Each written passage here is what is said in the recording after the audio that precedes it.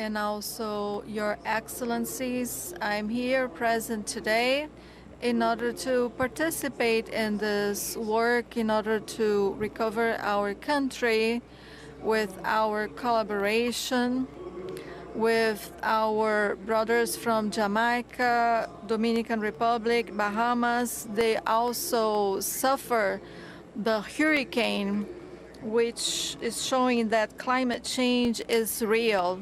Your Excellencies, we are here to celebrate that COP30 will be here in Latin America, near the Caribbean, in the Amazon, where we have the most complex ecosystems of the world and a place to renew our willingness and also our efforts to international cooperation in order to face climate change.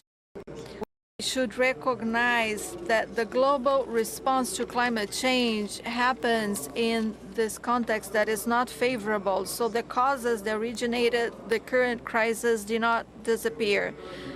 All the contrary, we have seen this in unsustainable consumption patterns. We can see inequality and the privilege of the elite coming from a colonial past. Then nowadays we can see the inequality among our nations and fracturing what we have achieved in Rio 1992, where Brazil is very proud of it, in establishing this relationship between the development and the environment. With this, we abandoned the obligations, and now we can see the peoples of the world, the nations that less contribute to climate change and what is happening.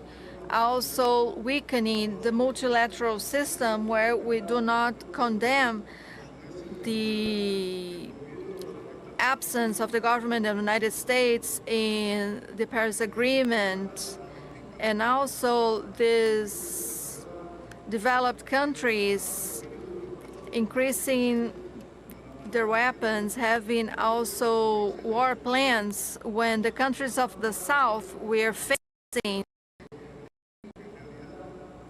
the situation of not fulfilling the Paris Agreement. So we want to overcome the poverty conditions and also the inequality, but without having the international support. And the current international order requires changes, fast changes, and their financial institutions, they are reproducing this old-fashioned model which do not correspond to the needs of the present, and also against the principle where we can see international cooperation with this goal.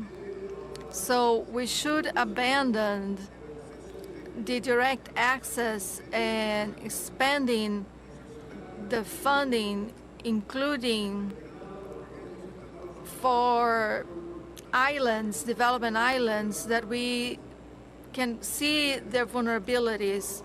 So Cuba has this commitment with this multilateral system, with the process under the Convention and Paris Agreement. So in this sense, our country presented our transparency report and also updating our national contribution. And the biggest challenge to implement our national contribution is strengthening. We can see the financial blockade of the government of the United States against Cuba, including their actions against the willingness of others to cooperate with our country. Of course, this blockage that has been condemned by the majority of the General Assembly of the United Nations, it's an obstacle for our development.